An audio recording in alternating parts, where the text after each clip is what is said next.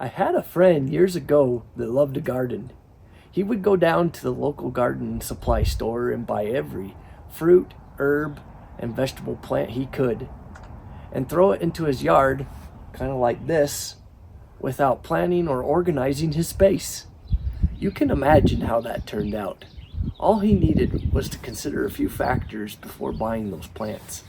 Today, I will provide you with 4 tips in identifying the ideal place to plant your garden.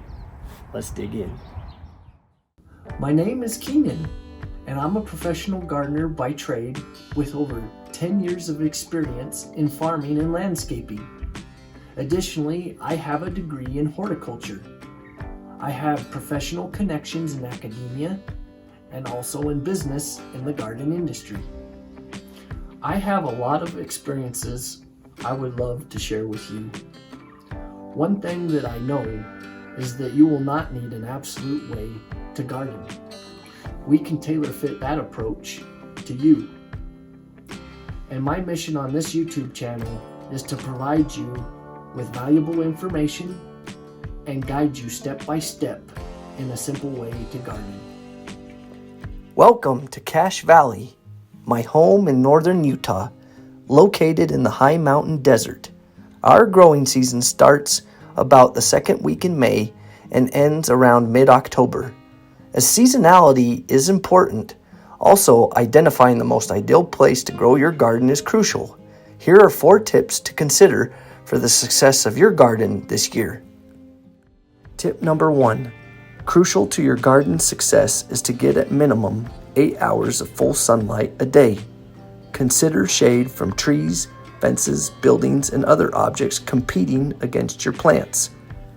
It's imperative to harvest sunlight for your crops to yield the best results unencumbered.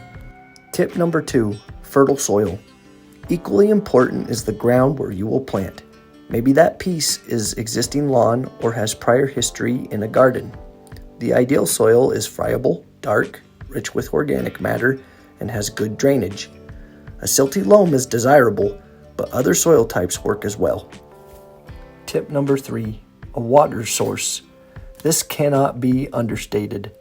A water source close by your garden is paramount. It's all about convenience.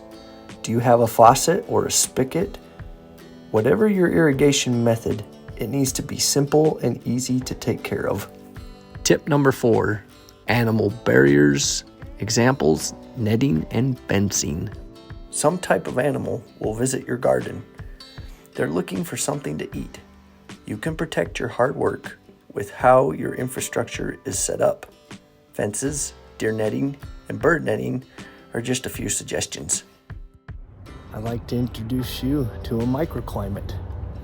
It's like a climate within a climate. A microclimate increased temperature of 5 to 10 degrees, surrounded by fencing and other buildings and trees, but yet I've got open space, so I'm getting full sun, and additionally I'm right by some pavement or asphalt that gives another heat factor to warm my garden.